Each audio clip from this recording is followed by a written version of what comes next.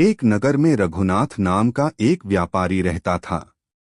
उसकी कपड़ों की बड़ी दुकान थी। बाहर से देखने पर वह बहुत धार्मिक दिखाई देता था। हर सोमवार मंदिर जाता, शिवलिंग पर दूध चढ़ाता और ऊंची आवाज में हर हर महादेव बोलता। लोग उसे बड़ा भक्त समझते थे। लेकिन उसकी असली सच्चाई कुछ और थी। दुकान पर वह ग्राहकों से झूठ बोलता, साधारण कपड़े को विदेशी माल कहकर बेचता, सस्ती चीज को महंगी बताता और नकली सामान को असली बताकर लोगों को धोखा देता। वह मन ही मन सोचता, थोड़ा बहुत झूठ तो व्यापार में चलता ही है।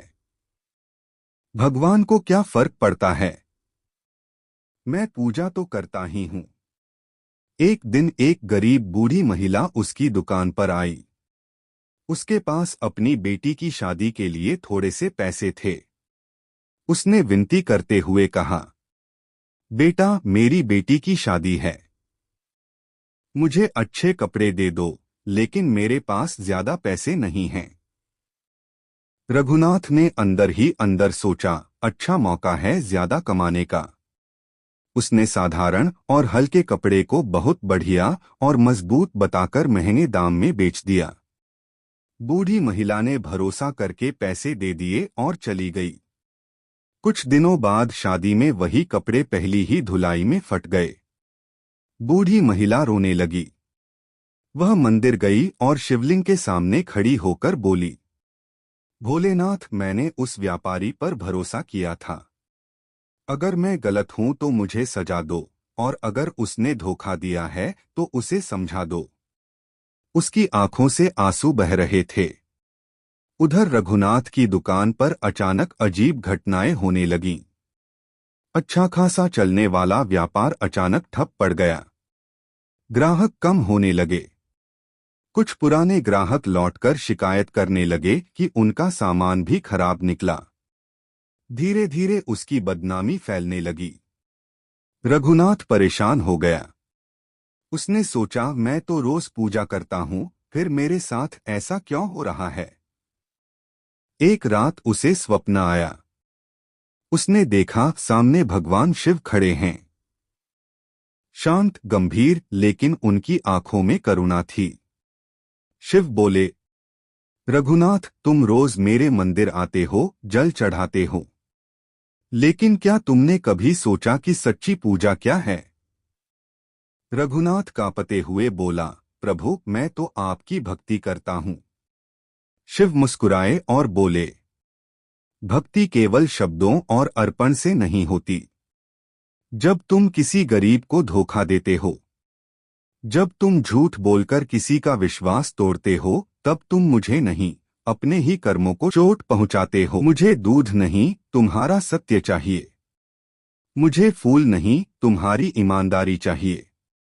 इतना कहकर शिव अदृश्य हो गए। रघुनाथ की आंख खुली। उसका पूरा शरीर पसीने से भीगा हुआ था। उसे अपनी गलती समझ आ गई। सुबह होते ही वह उस बूढ़ी महिला के घर गया। उसने हाथ जोड़कर माफी मांगी और सही व अच्छे कपड़े मुफ्त में दिए।